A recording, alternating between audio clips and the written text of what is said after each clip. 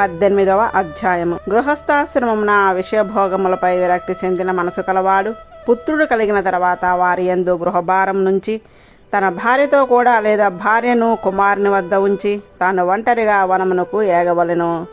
కోరిక లేని వాడే వనమునందలి దుంపలతో పండ్లతో జీవితంను గడుపుచుండవలెను. నారబట్టలను గాని ఆకులను చర్మములు గాని ధరించుచుండవలెను. శరీరమును అందముగా ఉంచుకొనుటకు ప్రయత్నము సంతతము చేయని వాడే ఉండవలెను.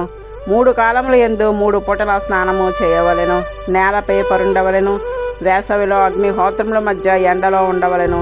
వర్షాకాలంలో వర్షములు పడుచుండ ఆవరణ లేని స్థలమున నివసించుచుండవలెను. చలికాలంన కంఠము వరకు నీటిలో మునిగి ఉండవలెను. ఇట్లా శరీరంను కృషింపచేయుచు తపస్సు చేయవలెను. దుంపలను కాల్చుకొని తినుచుండవలెను.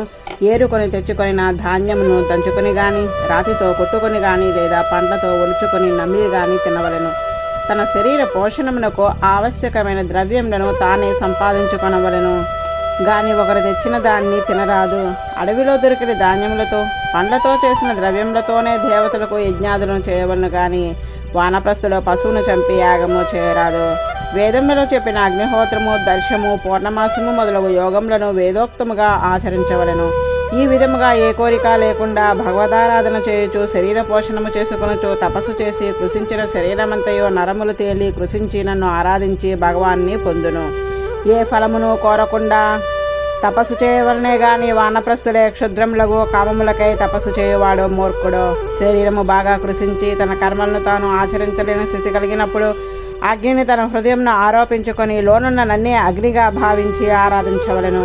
కర్మల చేలభించు ఆయా లోకముల యందు వైరాగ్యం కలవారే సన్యాసాశ్రమము స్వీకరించవలెను. సన్యాసాశ్రము స్వీకరించుటకు ముందు ప్రజాప్రతిష్ఠించి ఆచరించి నన్ను ఆరాధించి సర్వస్వమును ఋత్విక్కులను దానమోసంగి అగ్నులను తన ప్రాణములందే నిలుపుకొని నా యందు తప్ప వేరొక దాని యందు కోరిక లేని వాడే సన్యసింపవలెను. బంధువులు భార్యాపుత్రులు తమను వదిలిపోవనని ఇతనికి విఘ్నమును కలిగిన ప్రయత్నించరు. సన్యాసి కౌపీనమును దానిపై మొలకు కట్టుకునే బట్టను మాత్రము ధరింపవలెను. ఉత్తరీయము ఉంచరాదు. దండము పాత్రము ఉండవలెను. మిగిలిన వాటినన్నిటినీ విడవవలెను. నడుచుచున్నప్పుడు నేల చూచుకుని నడుచుచుండవలెను.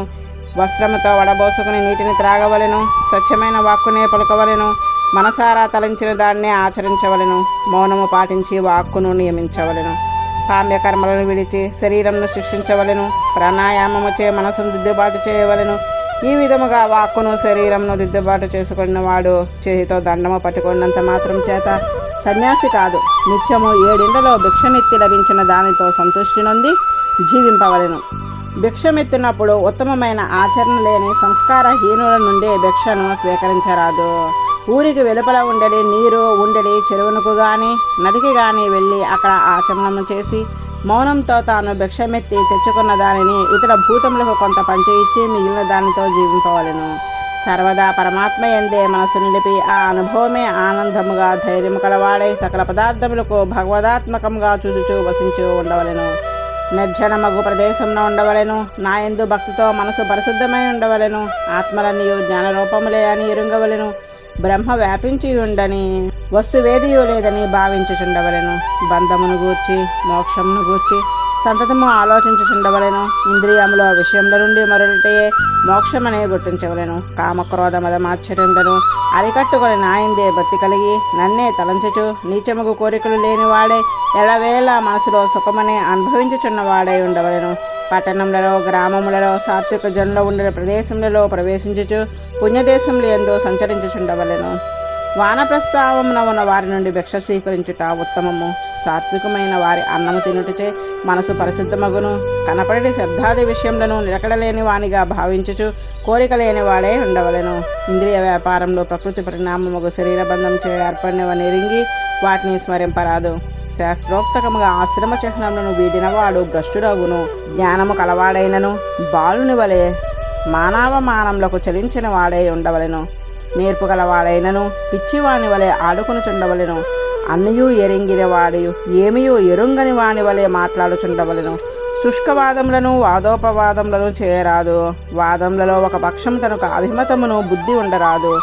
జనులను చూచి తను చూచి జనులు బెదరకుండునట్లు సంచరించుచుండవలెను. ఒకరు తనను దూషించడను ఓర్చి ఉండవలెను. ఒకరిని అవమానింపరాదు. దేహము కొరకే పశువుల వలె ఒకరిపై పగ పోనరాదు. అన్ని శరీరములలో ఉన్న జీవులలో భగవానుడే ఉన్నాడని ఎరింగి ఉండవలెను. ఒకనాడు వేలకు ఆహారము లభింపకపోయినను దిగులు పడకుండా, లభించిన నాడు పొంగకుండా దైవలబ్ధమును పొంది ఆనందంతో ఉండవలెను. శరీరము ఉన్నంతకాలము ప్రాణాధారణమునకు ఆహారమును స్వీకరించవలెను. దానికై భిక్షాటనము చేయవలెను. శరీరము నిలుపుకొని దానిచే తత్వ విమర్శ చేయొచ్చు మోక్షము పొందవలెను. అప్రయత్నముగా లభించిన ఆహారము ఎట్టిదైనను సంతుష్టితో స్వీకరించవలను గాని ఇట్టిది అట్టిది అని పరిశీలింపరాదు. స్నానము ఆచమనము పారిశుధ్యము కొరకు చేయవలనే గాని అవి ఒక సాధనగా భావించి చేయరాదు. ఈ విధముగా శరీరమునంత వరకు నన్ను పొందుటియే ఫలముగా సర్వత్రా నన్నే జూచుచు జీవితంను గడపవలెను. శరీరముతో అనుభవించే విషయములు దుఃఖమును కలిగించుచున్నవి, వాని యందు పొందదగినవి అనే బుద్ధిని విడవవలెను. నా స్వరూప స్వభావములను ఎరుంగుటకు గురువును ఆశ్రయించవలెను. శ్రద్ధతో గురువునకు పరిచర్యలు చేసి బ్రహ్మజ్ఞానము లభించినంత వరకు గురువును భగవద్రూపముగా భావించి సేవించవలెను.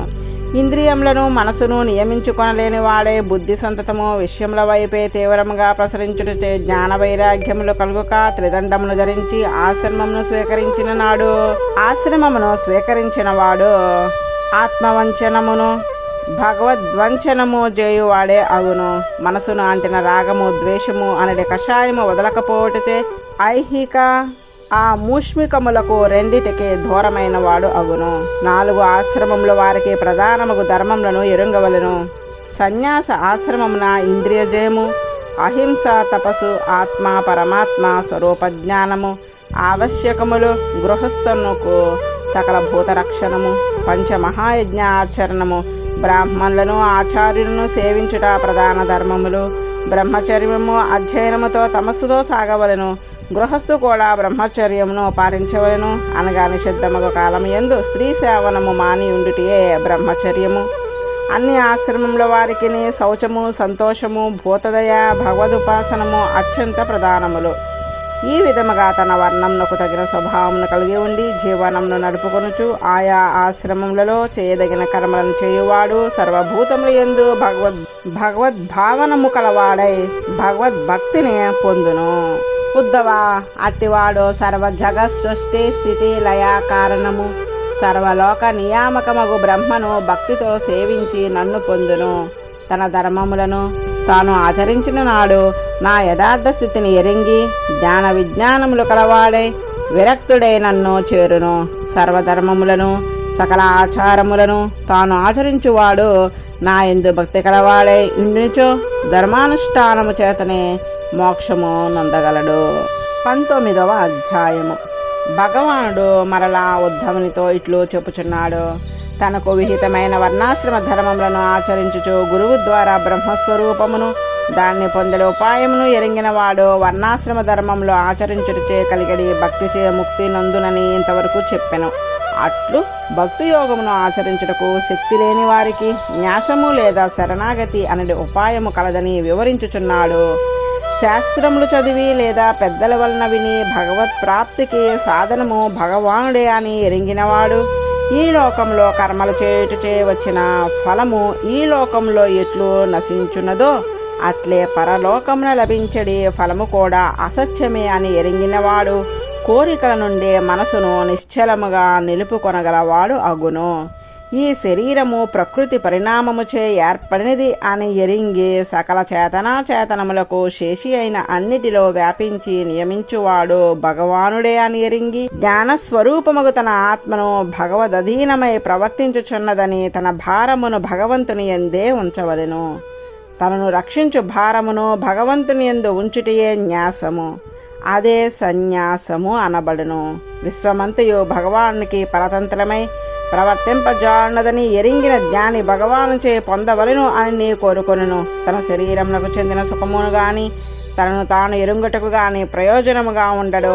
నేను అతనికి స్వార్థమై ఇష్టమై ఇందును. తన అభిమతమును పొందుటకు ఉపాయము కూడా నేనే, భగవానుడే అను నిశ్చయముతో నుండును. నన్ను తప్ప స్వర్గము కాని మోక్షము గాని కైవల్యము గాని అతనికి ప్రియమై ఉండదు. తమను నాయందే అధీనమై వారినిగా భావించి ఉందురు. శరీరము ప్రకృతి వికారము, ఆత్మ ప్రకృతి కంటే వేరు. అవి రెండును భగవానునికే వినియోగపడదగినవి అనే జ్ఞానము వారికి కలుగును. భగవానుడే పొందదగినవాడు, వాడే పొందించువాడు అనే విజ్ఞానము కూడా వారులకు దృఢముగా ఉండును. అట్టివాడు జ్ఞాని అనబడును. నేను లేనిదే తాను లేనని వాడు భావించును. అట్టివాడు లేనిచో నేను లేనని నేను అనుకొనుచుందును. అందుచే జ్ఞాని నాకు ప్రియతముడు. అతని జ్ఞానమే నా స్వరూపమును లోకమున నిలుపజాలినది. ఇట్టి జ్ఞానము చే కలిగడి సిద్ధియే సిద్ధి. తపస్సు గాని, తీర్థము గాని, జపము గాని, దానము గాని అట్టి సిద్ధిని కలిగింపజాలవు. ఉద్ధవా, నీకు ఇట్టి జ్ఞానము కలదు. నీకు జ్ఞాన విజ్ఞానములు రెండునూ ఉన్నవి. నీవు భక్తి చే నన్నే ఉపాయముగా భావించువాడువు. జ్ఞాన విజ్ఞానములు కలిగి ఉండుట ఏ యజ్ఞము? నీ ఆత్మయందు సర్వాత్మానగు నన్ను నిలిపి నన్ను ఆరాధించి సర్వ యజ్ఞపతివగున అనుగ్రహముచే సిద్ధిని పొందుదువు. మునులు కూడా ఇట్లే ముక్తిని పొందిరి. ఉద్ధవా, మాయా పరిణామమే శరీరము. ఆ శరీరమును ఆశ్రయించిన జీవుడు ఉత్పత్తి, స్థితి, ప్రళయములను పొందుచూ తిరుగుచున్నాడు. ఈ శరీర సంబంధమునకు ముందు గాని, శరీర సంబంధం వీడిన తర్వాత గాని జన్మాదులు ఉండవు. ఈ శరీరమునకు ముందు తర్వాత కూడా ఆత్మ ఉండునదే, జన్మాదులు ఉండవు. ఈ శరీరమునకు ముందు తర్వాత కూడా ఆత్మ ఉండునదే, జన్మాదులు ఉన్నప్పుడు ఆత్మ ఉండును. కానీ ఒకనాడు పెరుగునది, ఒకనాడు తరుగునది కాదు. జన్మ మొదలగు వికారములను పొందునది అనిత్యమైనది దేహము. అందుచే శరీరము కంటే నీ స్వభావము వేరను గుర్తించి నేనే ఉపాయము ఉపేయమని దృఢముగా విశ్వసించి ఉండుము. అప్పుడు ఉద్ధవుడు మరలా ఇట్లు ప్రశ్నించుచున్నాడు. విశ్వేశ్వర, విశ్వమూర్తి, ఒకరి నుండి ఒకరికి ఉపదేశ పరంపరచే లభించినది జ్ఞానము. ఆ జ్ఞానము కలుగుడిచే లభించినది వైరాగ్యము. దానిచే ఏర్పడినది విజ్ఞానము. ఆ వైరాగ విజ్ఞానముతో కూడిన జ్ఞానము చాలా విశాలమైనది, మహాత్ములచే అన్వేషింపదగినది. అట్టి నీ భక్తి యోగమును ఎరింగింపుము. సర్వేశ్వర, ఈ సంసార యోగము సహించుటకు శక్యము కానిది.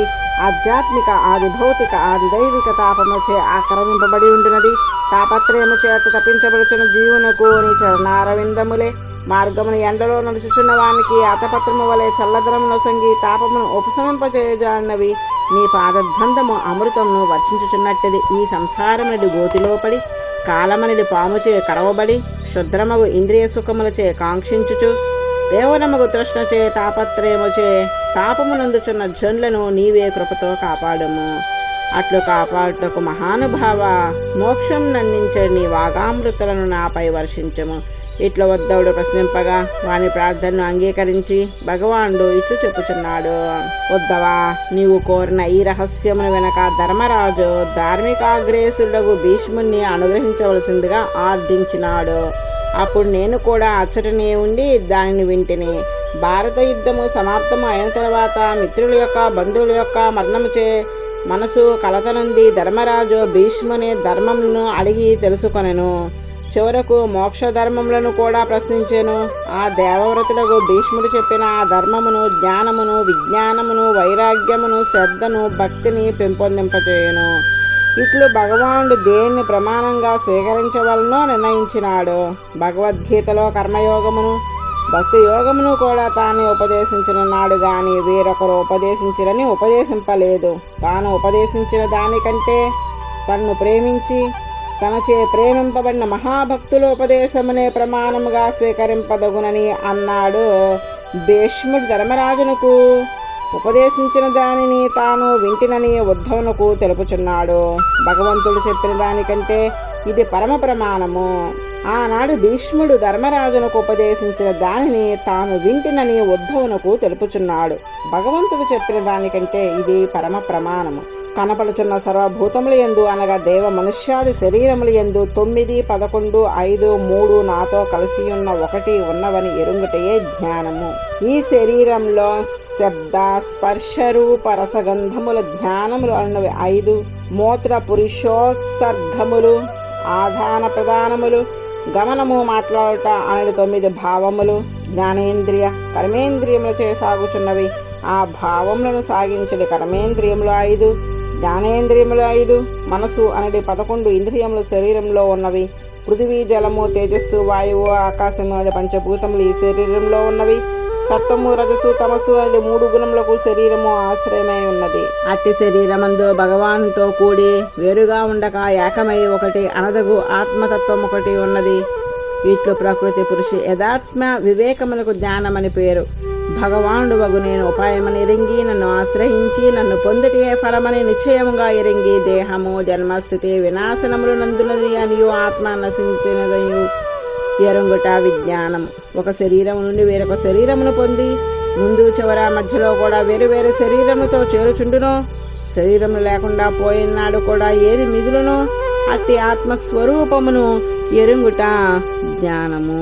శృతి, వేదము, ప్రత్యక్షము, అనుమానము, ఇతిహాస పురాణాదులు అన్నవి 4 ప్రమాణములను ఎరింగి ఆ ప్రమాణములచే తెలియబడు కర్మఫలము అనుమానముచే అనిత్యము అని గుర్తించి ఆ ఫలములు మారునవి అనిత్యములు అని ఎరింగి ఆ ఫలము ఏకరూపముగా ఉండదని ఎరింగి కర్మఫలములు యందు విరక్తి నందుట వైరాగ్యము.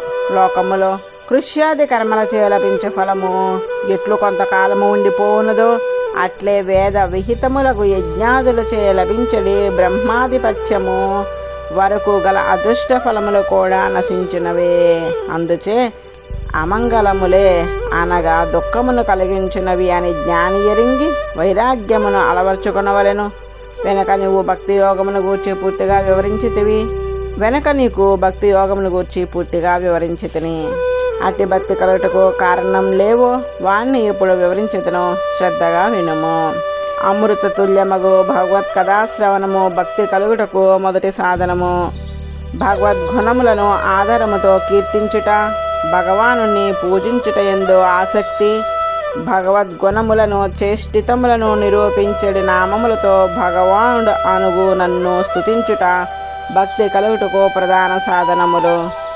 భగవన్మందిరములను తుడుచుట, కడుగుట మొదలగు పరిచర్యలు చేయుట, ధ్యానము, ఆవాహనము మొదలగు 16 ఉపచారములతో పూజ చేయుట, సర్వాంగ నమస్కారము చేయుట భక్తి సాధనము. నమస్కారము, పంచాంగము, అష్టాంగము అను 2 విధములు. పాదములు రేళ్లతో మోకాళ్లతో నేలను తాకుచు శిరస్సు నేలకు తగులునట్లు 2 చేతులు దోసిలుగా ఉంచి నమస్కరించుట పంచాంగ నమస్కారము. స్త్రీలు ఇట్లు నమస్కారము చేయవలెను. శరీరమును దండము వలె నేలపై సాగిలపడినట్లు ఉంచి చేతులను 2 మొగ్గ వలె శిరసు ముందు ఉంచి పాదములను నేలకు తాకునట్లు ఉంచి మనసు, బుద్ధి, అభిమానము అనునవి భగవత్ ప్రవణము అగునట్లు నిలిపి నమస్కరించుట అష్టాంగ నమస్కారము. పాదములు 2, హస్తములు 2, శిరసు, మనసు, బుద్ధి, అహంకారము అనేది 8 భగవంతుని యందు అభిముఖములై దండము వలె శరీరంను నేలపై పడి ఉండినట్లు పడి ఉండి నమస్కరించుటను సాష్టాంగ దండ ప్రమాణము అని కూడా అందరూ. మనోబుద్ధి అభిమానములు వంగినవో లేవో తెలియవు కనుక పై ఆధారమును బట్టి దండము వలె పడి ఉండి నమస్కరించుటను దండ ప్రణామము అని కూడా అందరూ. నన్ను ప్రేమించిన భక్తులను పూజించుట నన్ను పూజించుట కంటే అధికమైనది. సర్వభూతముల యందు నేనే ఆత్మగానున్నాన్ని ఎరింగి ప్రేమించుట అంతకంటే ఉత్తమము. శరీరముతో చేయు సర్వ వ్యాపారములను నా కొరకు ఉపయోగించుట, పదార్థములను సేకరించుటకు ఉపయోగించుటయు, మాట్లాడునప్పుడు నా గుణములనే కీర్తించుటయు, మనసును ఏ కోరిక లేక నాయందే అర్పించుటయు చాలా ముఖ్యము. మనోవాక్కాయములచే నన్నే సేవించుట భక్తికి ప్రధాన హేతువు. నా ప్రీతి కొరకు తనకున్న ధనమును పదార్థములను అర్పించుట, నాకు ప్రేమైన సేవకై తన భోగములను సుఖములను కూడా విడుచుటయు, యాగాది కర్మలను గాని, హోమమును గాని, అతిథి సపర్యను గాని, ఏకాదశి ఉపవాసము గాని, తపస్సు గాని నా ప్రీతి కొరకే అని ఆచరించుట నా యందు భక్తి కలిగించును. పైన చెప్పిన విధముగా ప్రవర్తించుటయే ధర్మము అనబడును. వీటి అన్నిటికంటే తాను ఆత్మ తనకు చెందినవి, ఆత్మీయులు భగవదధీనములు అయ్యి ప్రవర్తించినవి అని అనుసంధించుట ముఖ్యము. ఈ ధర్మములందే నా యందు ప్రేమ అనగా భక్తి కలుగును. ఈ ధర్మములచే నా యందు ప్రేమ అనగా భక్తి కలుగును. నా యందు ప్రేమ కలిగిన వానికి కోరదగినది ఏదియూ ఉండదు. రజస్తమస్సులు తగ్గి సత్వగుణము ఉద్బుద్ధమై మనసు రాగద్వేషములచే కలుషితము కాక నా యందే నిలుచును. అట్టి మనసు గలవానికి ధర్మము, జ్ఞానము, వైరాగ్యము, ఐశ్వర్యము అప్రయత్నముగా లభించును. రజస్తమస్సులు అధికంగా ఉండి దేహం నందే నిలిచెడు మనసు విషయముపై పరిగెత్తుచుండును. అట్టి వారికి అధర్మము, అజ్ఞానము, ఐవైరాగ్యము, అనైశ్వర్యము కలుగుచుండును. నా యందు ప్రేమతో చేయు భక్తితో కర్మయే ధర్మము అనబడును. సర్వభూతముల యందు ఆత్మలలో ఆత్మగా నేను ఉన్నానని ఏకాత్మగా దర్శనము జ్ఞానమనబడును. శబ్దాది విషయంలో అనర్థకములను ఎరింగి వాని యందు ఆసక్తి లేకుండుట వైరాగ్యము అనబడును. అని మా మహిమ మొదలగునవి ఐశ్వర్యములు అనబడును. అవి ఎరుంగుటకు భక్తికి సాధనము. ఉద్ధవుడు మనలా ఇట్లు ప్రశ్నించుచున్నాడు. ముక్తికి సాధనముగా చెప్పిన, భక్తికి అంగములుగా చెప్పిన యమము, నియమము మొదలగు వాణ్ణి స్పష్టంగా ఎరింగింపుము. యమము ఎన్ని విధములు, నియమములు ఎన్ని విధములు, శమము, దమము, తితిక్ష, ధృతి అనగా ఏమి, వాని స్వరూపం ఎరింగింపుము. దానము, తపస్సు, శౌర్యము, సత్యము, వ్రతము, త్యాగము, ఇష్టమగు ధనము, యజ్ఞము, దక్షిణ అను వాని స్వరూపమును తెలియజేయము. పురుషునకు బలము ఏది, దయ అనగా ఏమి, లాభము అనగా ఏమి, విద్య, హ్రీ, శ్రీ, సుఖము, దుఃఖము అనువాని స్వరూపము ఏమి, ఈ లోకంలో పండితుడు ఎవడు, మూర్ఖుడు ఎవడు, నడువదగిన మార్గమేది, అపమార్గమేది, స్వర్గము నరకము అనగా ఏమి, బంధువు ఎవడు, ఏది గృహము, ధనవంతుడు ఎవడు, దరిద్రుడు ఎవడు, దీనుడు ఎవడు, ప్రభు ఎవడు, వీనికి విరుద్ధమగు అసమము మున్నగు వానిని నేనడిగిన వీనిని కూడా వివరింపుము. శ్రీకృష్ణ భగవానుడు ఈ విధముగా చెప్పుచున్నాడు. 19వ అధ్యాయము.